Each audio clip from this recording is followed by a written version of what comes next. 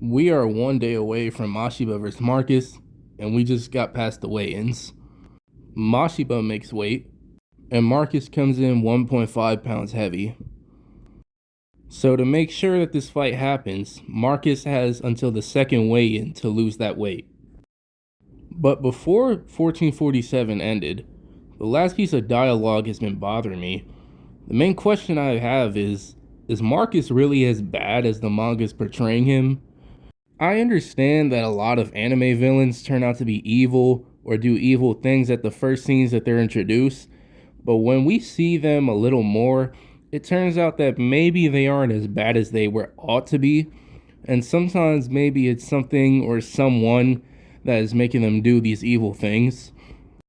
Some examples could be Merrick from Yu-Gi-Oh! Or Gaara from Naruto. Okay, now let's examine every piece that we have of Marcus.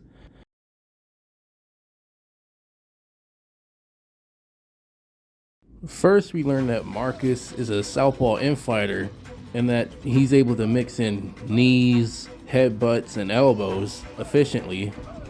Then Fuji explains that Marcus has committed every crime except murder, but Fuji suspects that maybe Marcus has committed murder, he just wasn't caught.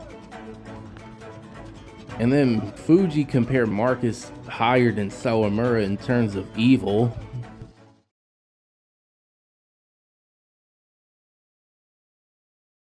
Next we have Marcus's professional record.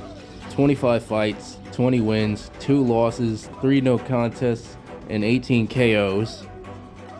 The losses and no contests were from the fouling, but what Ippo said, he said it's very hard to determine whether he's fouling on purpose.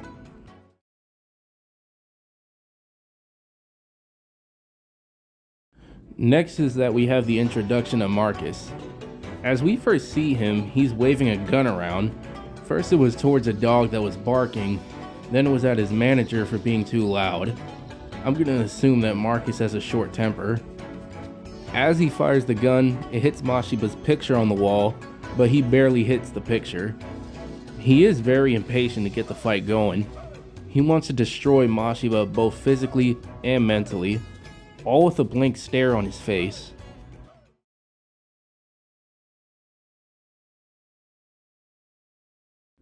Then we have the whole Marcus is missing part. We were 2 weeks away from the fight and we got word that Marcus was missing. Fast forward to 5 days before the match, he was found. Now we fast forward again to where Marcus lands in Japan. He arrives with his manager and Marcus was in jail for at least a week. He tells his manager that he was involved in a shootout, but he wasn't the one that caused it. The other person pulled a gun on him first, so he retaliated, but he didn't even hit him. Then Marcus starts to talk about the people of Japan and how he heard that they were all supposed to be polite. He landed, but nobody greeted him. So either they don't know him, or maybe they do, they just don't want to be associated with him because of the rumors that might have been spread out. It makes me wonder, how would he even react if they greeted him? Would he be annoyed or just continue to have a blank stare? So Marcus wants to make everyone unhappy.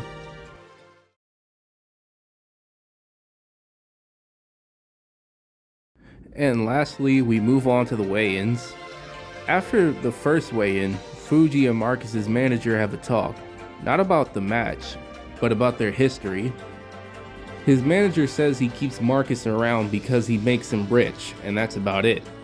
And then it turns out that his manager also has it in with the law. But then as Fuji found out about this, he told the manager and he basically reflected it. He says that Marcus was scouted as a teenager and rose through the ranks. He became the boss's personal bodyguard, and just his strength alone made him feel safe. So that's all we know about Marcus so far. So how does this all add up? Well, first we have when he was scouted out. His manager mentions he immediately rose through the ranks, so he must have been a violent person, but at least a good fighter. And then becoming the boss's personal bodyguard, that's how I know he's working with the mafia.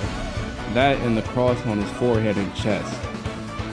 And with Fuji's description of him saying that Marcus has committed every crime in the book except murder, I mean, it may be possible that he has been committing murder before he joined the Mafia, but then at the same time, it might be possible that if he has committed murder, the Mafia has been trying to cover it up so that Marcus wouldn't lose his boxing license.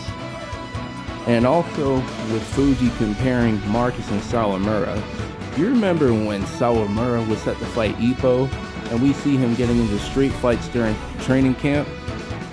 Right here we see Sawamura starting a fight for basically no reason at all. And then later on, when we're close to the fight, they came back to retaliate, and it almost turned into a series of murders. Marcus, on the other hand, despite what we've heard about him, the only thing we actually seen of him is punching Mashiba's picture relentlessly. And just doing that shows his violent nature, and his manager having to hold him back with Marcus saying terrifying things like, "I want to wreck his happiness." It just makes me wonder, what exactly does make Marcus happy? Another thing I want to point out is Marcus going to jail. Now remember that Marcus went to jail not because that he shot someone, it's because of self-defense. Well, actually, that's also the same reason that Mashiba went to jail. Mashiba went to jail because he let a group of people jump him to prove that he's not with the Mafia anymore. And then he was gonna let them go until they started mentioning Kumi's name and basically threatened her. That's when Mashiba retaliated. Now this can't be a coincidence. Mashiba and Marcus going to jail for the same reason. I believe that not only is Mashiba going to be world champion, that they decided to show this part of his backstory, but maybe it's also something that we can learn from Marcus too. Most likely Marcus had a troubled childhood, so it's probably a reason that he is the way he is. But then at the same time, I have a feeling that maybe this Mafia group that he's with is what made him who he is today. Like if Marcus had these feelings, but the Mafia group honed these feelings.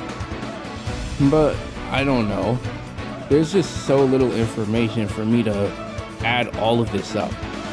So maybe we'll probably see more of Marcus, or maybe his backstory during the fight, after the fight,